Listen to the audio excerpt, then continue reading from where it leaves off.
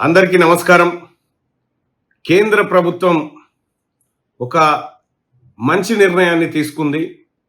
దేశవ్యాప్తంగా జనగణనతో పాటు కులగణన కూడా చేస్తామని చెప్పి ఇవాళ క్యాబినెట్లో నిర్ణయం తీసుకున్నటువంటి ఎన్డీఏ ప్రభుత్వానికి తెలంగాణ రాష్ట్రంలోని బీసీల పక్షాన కృతజ్ఞతలు తెలియజేస్తా ఉన్నాం.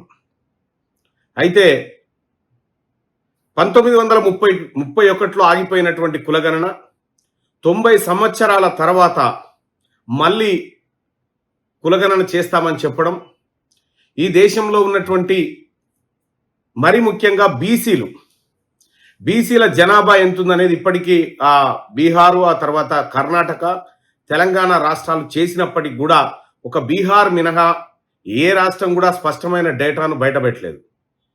సో ఈ కులగణన ద్వారా కొన్ని అంశాలు బయటకు వచ్చేటువంటి అవకాశం ఉంది.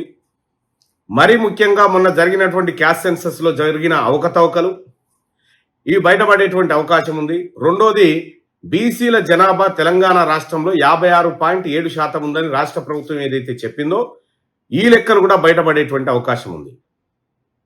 ఆ లెక్కల కంటే ముందే ఈ రాష్ట్ర ప్రభుత్వాన్ని డిమాండ్ చేసేది ఏంటంటే, మీరు చేసినటువంటి కులగణన ఏదైతే ఉందో ఆ కులగణన లెక్కలు ఇప్పటికైనా బయట పెట్టండి. లేదంటే 4 రోజులు అయితే ఎట్లాగో కేంద్ర ప్రభుత్వం బయట పెడుతుంది, అది తప్పది. కానీ రాష్ట్ర ప్రభుత్వం చేసినటువంటి పొరపాట్లను సరిదిద్దుకోవడానికి ఇంకా కొంతకాలం మాత్రమే ఉంది. ఈ కొంతకాలాన్ని సద్వినియోగం చేసుకోవాలని చెప్పి రాష్ట్ర ప్రభుత్వానికి సూచన చేస్తూనే, అలాగే కేంద్ర ప్రభుత్వానికి కూడా ఒక సూచన చేయదలుచుకున్నాం. 2011లో అప్పుడున్నటువంటి యూపీఏ గవర్నమెంట్ కూడా క్యాస్ట్ సెన్సస్ తో పాటు క్యాస్ట్ సెన్సస్ కూడా చేసింది. కానీ ఆ వివరాలను అప్పటి యూపీఏ గవర్నమెంట్ బయట పెట్టలేదు. సో ఇప్పుడు కేంద్ర ప్రభుత్వం ఏదైతే క్యాస్ట్ సెన్సస్ రూపంలో ముందుకు వస్తా ఉందో 2011లో ఉన్నటువంటి క్యాస్ట్ సెన్సస్ లెక్కలను బయట పెడుతూ కొత్త సెన్సస్ చేస్తే కూడా బాగుంటుంది. ఈ 10 ఏళ్ల కాలంలో బీసీల్లో అలాగే కులాల మధ్య వచ్చినటువంటి గ్రోత్ ఏంది అనేది కూడా తెలిసిపోతుంది.